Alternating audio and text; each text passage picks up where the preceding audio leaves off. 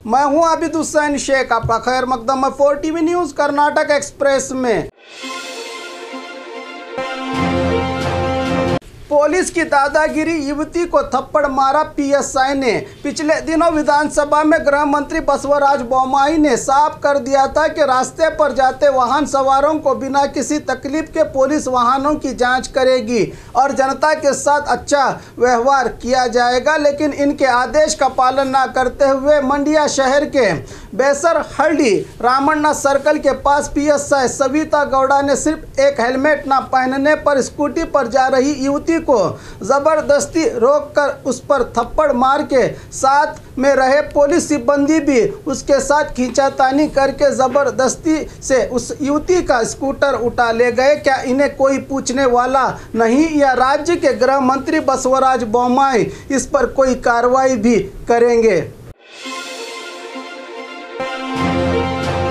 ज्यादातर राजनेता गोवा में जाकर गलत काम करते हैं। राजशेखर मुलाली का बड़ा बयान। बेलगाम के कन्नड़ साहित्य भवन में एक प्रेस कॉन्फ्रेंसिंग के जरिए सोशल वर्कर राजशेखर मुलाली ने फिर से नई खबर को जनता के सामने पेश किया है। मुलाली ने कहा कि स्वर्ण सौदा के अधिवेशन में भाग लेने आने वाले कई विधायक और मंत्री अपनी छुट्टियों को गोवा को जाकर गलत कामों को अंजाम देते हैं। टैक्स सबसे ज्यादा उत्तर कर्नाटक के लोग देते हैं, वहीं दक्षिण कर्नाटक का जिला जैसे बेंगलुरु में जाकर देखिए, वहां कोई कन्नड़ बोलने वाला ही नहीं मिलेगा, क्योंकि वहां सब अंतर राज्य के लोगों का ही आना जाना है। लेकिन असली कन्नड़ भाषा का अभिमान रखने वाले लोग उत्तर कर्नाटक के लोग हैं। हम लोग सरकार को ज्यादा टैक्स देते हैं और दक्षिण कर्नाटक के लोग वहां मजे करते हैं। अगर ऐसा ही चलता रहा तो उत्तर कर्नाटक प्रत्येक राज्य के लिए मैं प्रदर्शन करूंगा। इसलिए मैं उत्तर कर्नाटक भाग का दौरा कर रहा हूं। आज तक हमारे भाग के किसी को सीएम नहीं बनाया गया, क्योंकि इस तरह हमारे वोट को लेकर हमें ही नज़रअंदाज किया जाता है। इस समस्या पर सोचने की ज़रूरत है, कहा राजशेखर मुलाली ने।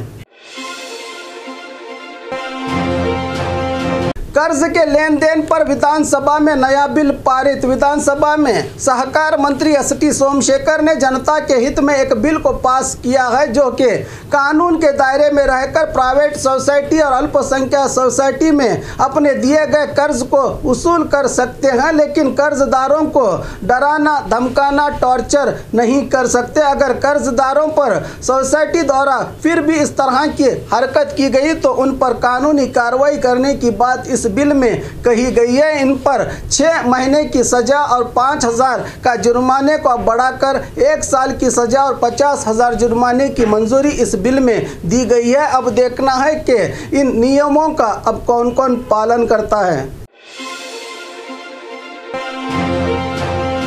पेट्रोल डीजल के बढ़ते दामों पर बरसे सिद्धरामैया। विधानसभा में अपनी राय रखते हुए पूर्व सीएम सिद्धरामैया ने देश में बढ़ते हुए पेट्रोल और डीजल के दामों पर केंद्र मंत्री सुब्रमण्य स्वामी ने ट्वीट करके राम के भारत में पेट्रोल प्रति लीटर 93, सीता के देश नेपाल में पेट्रोल 51 और रावण के देश श्रीलंका में 53 रुपये में मिलने की बात ट्वीट करके अपनी ही सरकार की पोल खोल दी थी। इस ट्वीट के आधार पर सिद्धरामैया ने राज्य की येडियुरप्पा सरकार को स्टेट वेट कम करके पेट्रोल और डीजल के दामों को कम करने की अपील की। इस मौके पर बीजेपी विधायकों ने जय श्री राम और भारत माता की जय की घोषणा की। तब सिद्धरामैया ने कहा कि क्या बीजेपी वालों ने ही राम के नाम का ठेका लिया है? मैं भी राम भक्त हूँ, मेरे नाम में भी राम है। मैं अपने गाँव में राम मंदिर बनाने के लिए तैयारी कर रहा हूँ। कहीं पर भी मंदिर बने वो राम मंदिर ही कहलाएगी, कहा सिद्धरामैया ने।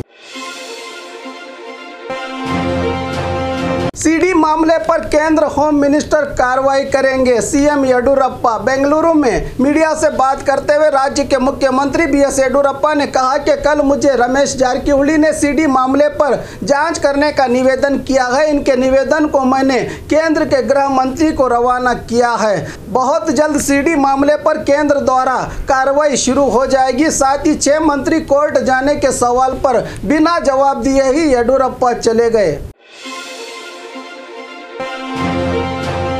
आज 2A आरक्षण पर चर्चा करने वाले सीएम गायब, एमएलए अतनाल का आक्रोश। आज विधानसभा अधिवेशन में बीजापुर सिटी एमएलए बसनगौड़ा पाटिल अतनाल ने पंचमसाली समुदाय को 2A आरक्षण की मांग पर कहा कि कल सीएम ने मुझे जबान दी थी कि आज के सदन में पंचमसाली समुदाय के 2A आरक्षण पर चर्चा की जाएगी, लेकिन आज खुद सीएम येडियुरप्पा गायब हैं। क्या यही सरकार की व्यवस्था है, जो कहते कुछ हैं और करते कुछ हैं? अगर आपको इस मुद्दे पर वक्त चाहिए तो लीजिए, नहीं तो सरकार के हाथों से नहीं हो पाएगा, कह दीजिए। आपके इस दो चेहरों वाले रवैये से हमारे समुदाय के स्वामी जी वहां सत्याग्रह कर रहे हैं। अगर आपने इस समस्या का समाधान नहीं निकाला तो मैं यहां सदन में ही सत्याग्रह करूंगा। इस तरह की चेतावनी दी एमएलए बसनगौड़ा पाटिल अतनाल ने।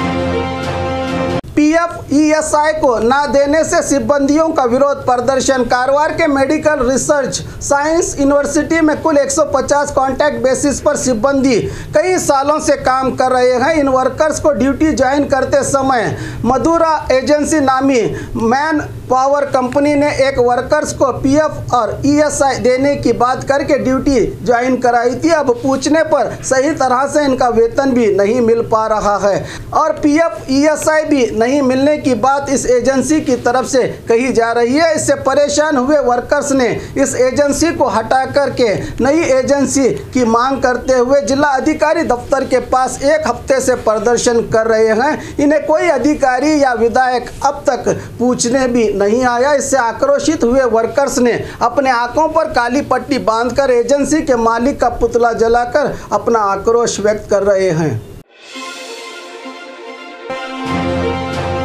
बढ़ते पेट्रोल और डीजल के दाम से फूड डिलीवरी बॉयज को बड़ी परेशानी। मंगलुरु शहर में कुल 200 फूड डिलीवरी सिब्बंदी काम करते हैं। इनके दिन की आमदनी 400 में से आधी सैलरी पेट्रोल को ही चली जाती है। फूड डिलीवरी को जनता तक अपने मनपसंद खाना पहुंचाने में स्विगी, जोमेटो जैसे कंपनियां काम करती हैं। इस कंपनी में प्रति लीटर को 4 रुपये एक्सपेंसिव देती है कंपनी। इस रकम को जब से दिया जा रहा है जब 73 प्रति लीटर पेट्रोल था, लेकिन अब लगभग 100 रुपये के आसपास पेट्रोल के दाम हो गए हैं। इतनी कम रकम में पेट्रोल डलवाना, बाइक की सर्विसिंग करना और घर चलाना बहुत ही मुश्किल होने की बात कह रहे हैं डिलीवरी बॉयज़। अब देखना है कि लोगों का पेट भरने वाले डिलीवरी बॉयज़ का भी पेट भर पाता है या नहीं।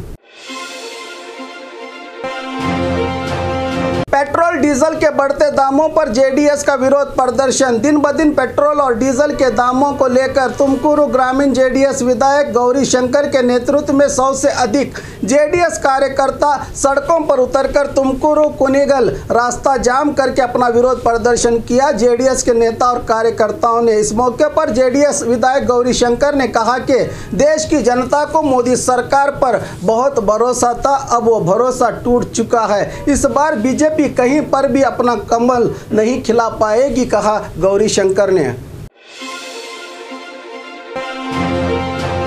ड्रग्स मामला, फिल्म डायरेक्टर के घर पर छापा मारी। बेंगलुरु में ड्रग्स का पर्दाफाश करने के लिए सिनेमा निर्मापक शंकर गौड़ा के घर पर रेड की गई है। विदेशी ड्रग पेडलर के साथ संबंध रखने के चलते गोविंदपुर इंस्पेक्टर प्रकाश के नेतृत्व वाली टीम ने डॉलर्स कॉलोनी के 3rd स्टेज पर स्थित कन्नड़ा फिल्म डायरेक्टर शंकर गौड़ा के घर और दफ्तर पर रेड की है। इस मौके पर शंकर गौड़ा और उनके मैनेजर सहित 4 कर्मचारियों के मोबाइल्स को कब्जे में लेकर कार्रवाई में जुटी है पुलिस। आरक्षण के मुद्दे पर गृह मंत्री को सवाल किया सिद्धरामैया ने।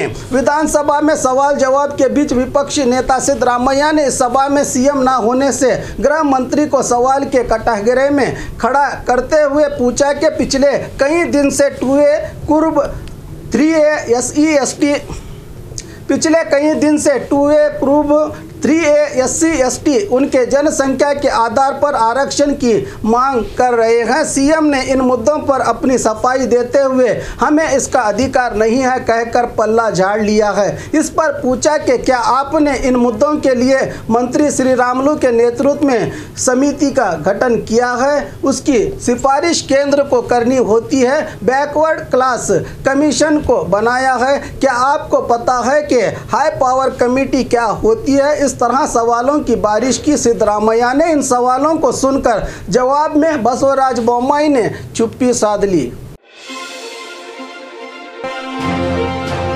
देवांग समुदाय को एससी समुदाय में जोड़ने की मांग। शिवमोगा शहर में देवांग समुदाय के लोगों ने साष्टांग नमस्कार डालते हुए जिला अधिकारी दफ्तर तक प्रदर्शन किया। समुदाय के लोगों ने इस मौके पर इनके मुखंड ने कहा कि कर्नाटक राज्य में देवांग समुदाय 40 लाख आबादी रखता है। मौजूदा हालात में समुदाय को 2A में जोड़ा गया है। इससे हमारे समुदाय को शिक्षण, आर्थिक और सामाजिक स्तर पर कामयाबी नहीं मिल रही है। इसलिए हमारे देवांग समुदाय को एससी में जोड़कर 10% आरक्षण को बढ़ाकर 15% देने की मांग की और आने वाले 28 मार्च को राज्य के हर जिले से देवांग समुदाय के लोग विधानसभा जाकर सरकार पर आरक्षण का दबाव डालने की बात कही है समुदाय के मुखंडों ने। अब देखना है कि सरकार कौन कौन से समुदाय को आरक्षण दे पाती है। और खबरों के लिए देखते रहिए 4TV न्यूज़ कर्नाटक एक्सप्रेस।